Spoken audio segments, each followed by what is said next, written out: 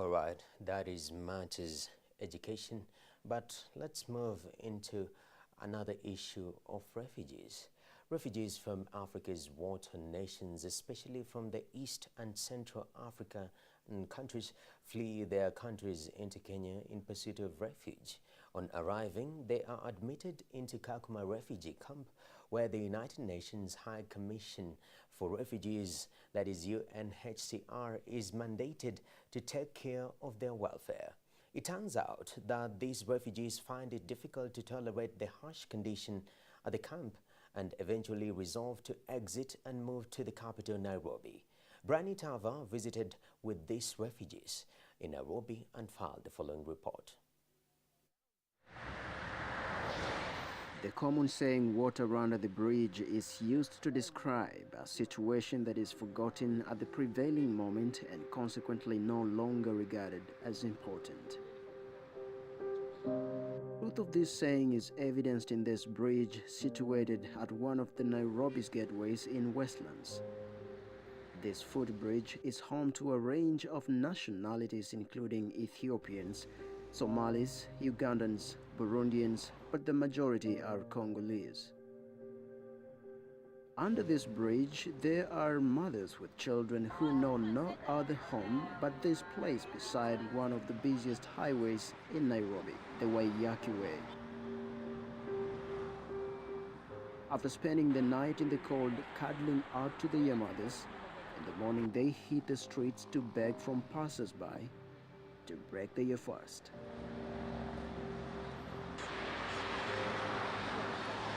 Standing on top or anywhere around this bridge is metaphorical to being at a family's homestead. We are forced to cover some of the refugees' faces at their request for fears of falling out with the UNHCR's country's officials, who they say have been dehumanizing them.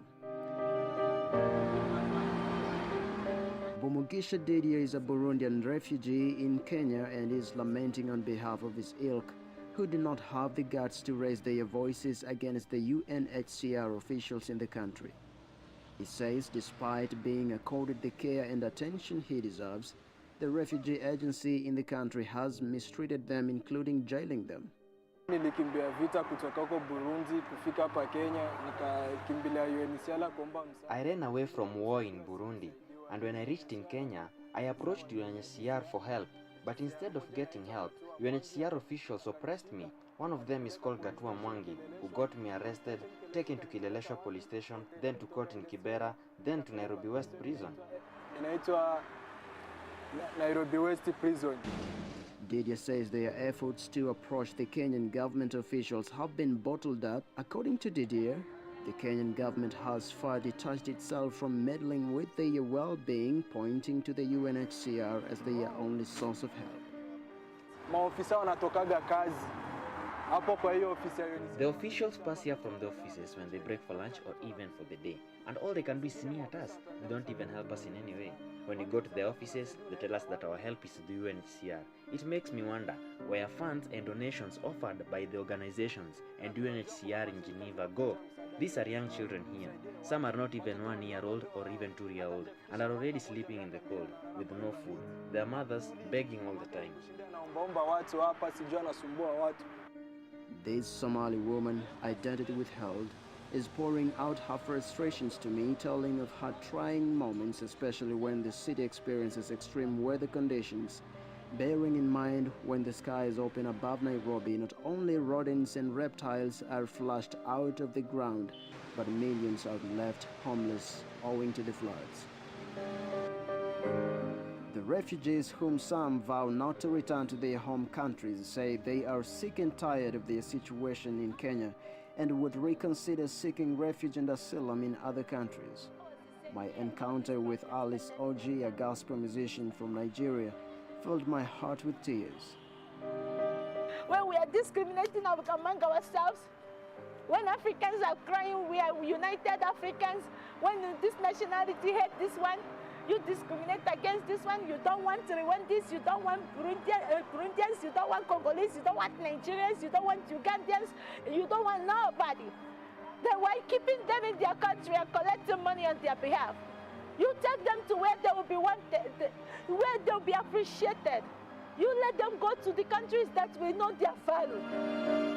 She cries for her talent and potential, which is slowly being drained in her exile. She is an asylum seeker running for her life. UNHCR should stand up and help us. We need help. Christians need help, Muslims need help. It's not about religion, it's about individuality. It's about our life, the safety of our life. I'm a Christian, I'm a gospel singer. I can't go back home because I don't want to worship the idol. I don't want to worship Satan. I want to worship Jesus. And that's why I'm taking this risk to run for my dear life. Then my Christian homes, my Christian families, my Christian people all over the world are rejecting me. Why? Abdullah Abubakar is also an asylum seeker in Kenya from the troubled Somalia. He is a victim of the terrorist group Al-Shabaab, who murdered his entire family in cold blood. He renounced his Islamic faith to become a Christian. He is seeking asylum in Kenya from a community that are after his life in Somalia. 2016 amekutwa watoto ilikuwa inachukuliwa na nguvu na kazi ya Al-Shabaab.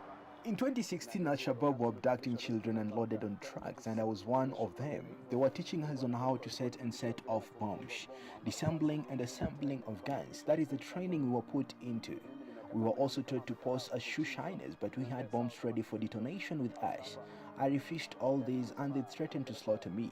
So I ran for my life. Kama wewe una brush fiatu na unakuweka bomb naweka ingine na tuba bomb nini mimi nimekataa, nimesema siwezi kubali hii. Abubakar, just like some of the refugees under this bridge, has gastric condition exhibited by this surgical scar on his belly. He only told me that living here, accessing medical care is next to impossible. Ilikuwa nalala hapo muda mrefu sana, 6 years hii barabarani. I've slept here by the roadside for a very long time, 6 years. When I was told there is no help and been incarcerated 3 times by UNHCR, I decided to commit suicide. I took poison. I drank acid because there was no help to help me. Thanks God I didn't die because I was taken to hospital, courtesy of a Catholic priest. Father Kilif kutoka America. These people are now calling on any Kenyan, the society in entirety, and the international community to come to their rescue and bring them medication, food, clothes, and shelter.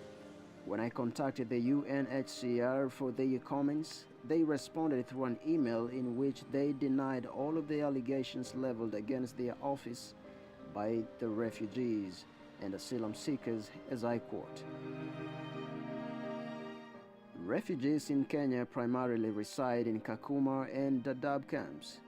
In the camps, refugees receive services including shelter, food, health, education, livelihood opportunities, and protection. The resources received are used to provide for these services in the camps. A few refugees and asylum seekers reside in the urban areas, including Nairobi. Residence in the urban is based on one's ability to sustain himself or herself. Those residing in the urban areas have attained a certain level of social and economic integration and are thus able to sustain themselves.